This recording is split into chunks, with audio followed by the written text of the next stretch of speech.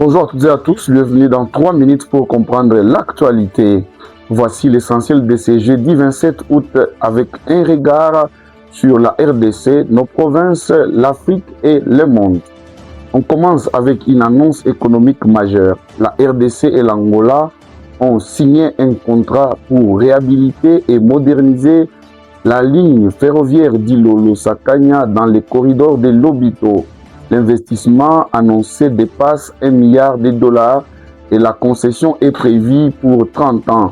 La ligne doit notamment desservir Kolwezi et Lubumbashi. Restons dans les Hauts-Katanga, à Lonchi, près de Sakanya. Un nouveau poste frontalier entre la RDC et la Zambie vient d'être inauguré. Il doit renforcer le contrôle des flux migratoires et faciliter les échanges entre les deux pays.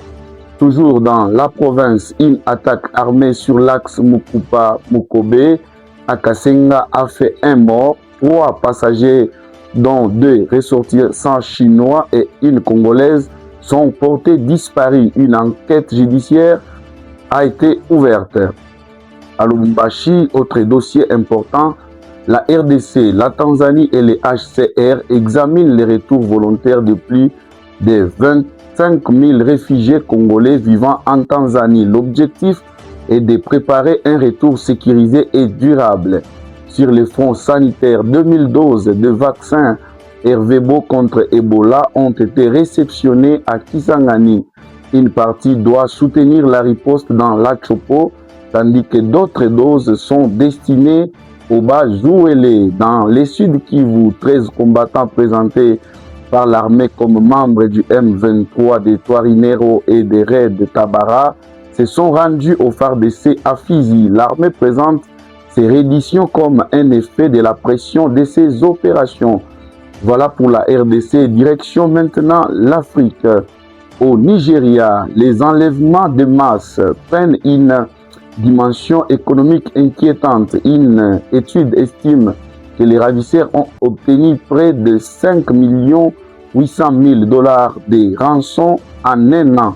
Plus de 7 800 personnes auraient été kidnappées durant cette période. Et dans le monde, une catastrophe frappe la frontière entre le Népal et le Tibet. Une crue provoquée par l'effondrement d'un glacier a fait au moins 270 morts et laissé plus d'1 millier de personnes portées disparues.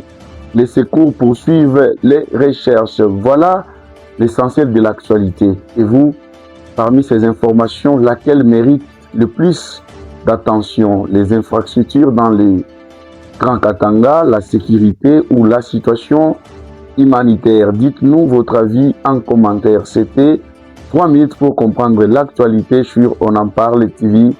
À demain.